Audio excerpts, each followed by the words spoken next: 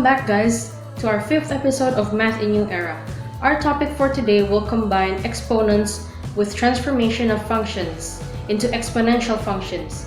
These type of functions usually are used to measure a huge increase or decrease in a certain area, such as the growth of bacteria population. Why don't we get started? The general form of an exponential function is f(x) equals to m to the power of x, where m is not equal to 0. There are several elements that also happen to transform the graph, which will be discussed next. Exponential graph element 1, base and steepness. The base m cannot be 0 or 1 because then the function would just be f(x) equals to 0 or become linear respectively. The bigger the value of m, the steeper the graph becomes because a bigger base creates a larger value of f(x). If m is 2, you can see that the graph is less steep than when m is equal to 3. Exponential graph element 2, horizontal asymptote. An asymptote is a line that the graph approaches but never intersects with. This is applicable in exponential function graphs because recall from our first episode that exponential expressions cannot be equal to 0. If we have the function f(x) equals to m to the power of x, then it will never touch the line y equals to 0, because when you raise m to any power, it will never result to 0 despite m being positive or negative. The vertical asymptote usually doesn't exist for exponential functions because x can be any value. Keep this in mind because it will be brought up again in discussing vertical translations. Exponential graph transformation 1, translation.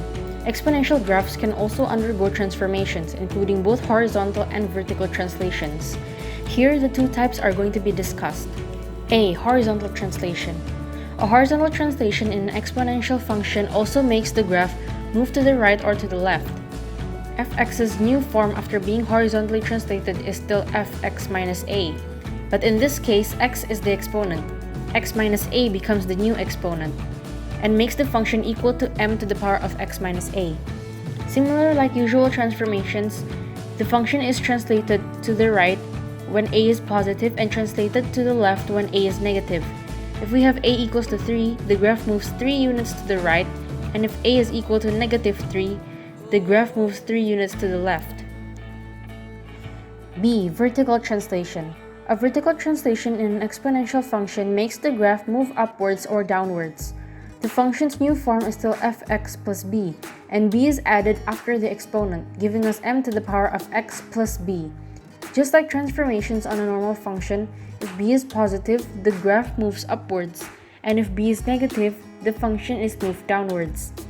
If b is equal to 3, the graph moves 3 units upwards, and if b is equal to negative 3, the graph moves 3 units downwards. Recall the horizontal asymptote. If we have the function f(x) equals to m to the power of x plus 3, m to the power of x will never be equal to 0, then m to the power of x plus 3 will never be 3.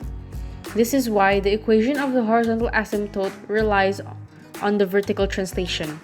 Exponential graph transformation 2, stretching. Similar as before, exponential graphs can undergo two types of stretching, horizontal and vertical stretches. A. Horizontal stretch. A horizontal stretch makes the graph of an exponential function steeper or more slanted. Its new function, just like usual functions, is f(qx), with the scale factor of 1 over q. If q is more than 1, the graph becomes steeper because the x values decrease. If q is in between 0 and 1, the function's graph becomes more slanted because the x values increase. If we have q equals to 3, the function's x values become 1 over 3 of the original value and making the graph steeper. If we have q equals to 1 over 3, the function's x values become 3 times its original value, making the graph more slanted. B. Vertical stretch. A vertical stretch causes the graph to become steeper or more slanted, depending on the value of the scale factor. The new function is still p(f(x), and the scale factor is p. If p is larger than 1, the graph becomes steeper because the y value is increased. However, if p is in between 0 and 1, the graph becomes more slanted because multiplying a fraction to a function decreases its overall y value.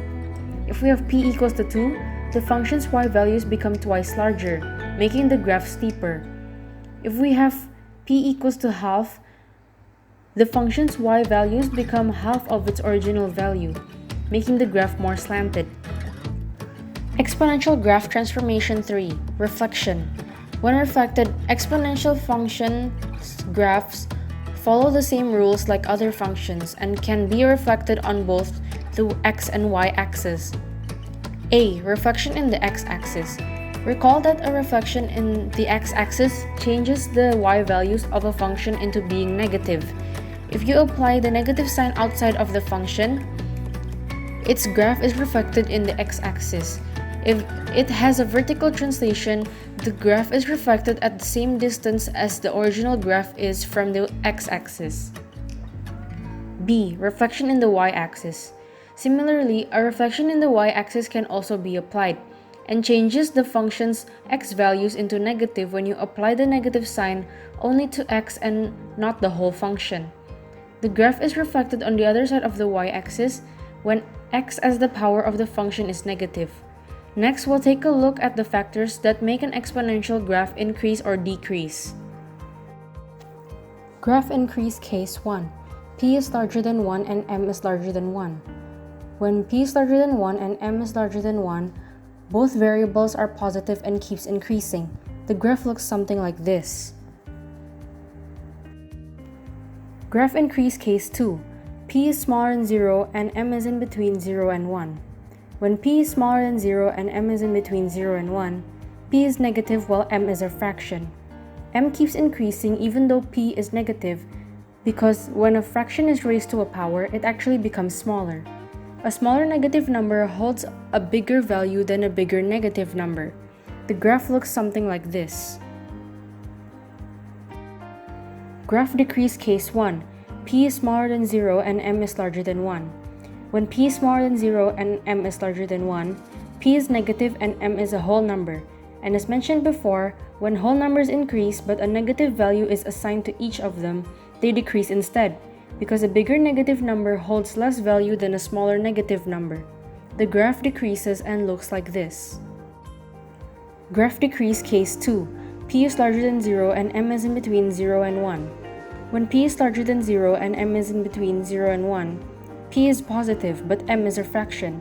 Previously discussed, we know that when a fraction is squared, its values actually become smaller, and since p is positive, it doesn't make the function increase like it did in the previous discussion. The graph looks like this. You don't necessarily need to memorize these, but understanding the logic behind them can help you check if you've correctly drawn or sketched your graph without the use of a graphic display calculator. Let's apply our knowledge by answering our quiz question from last episode. I hope you've tried it out, but if you haven't, it's okay because here it is again. You may pause the video and resume when you're ready to see the answer. Here's the solution. Fx is an exponential function with the base of a. So we can write fx equals to a to the power of x, let's say. And then it has a horizontal asymptote at y equals to 2.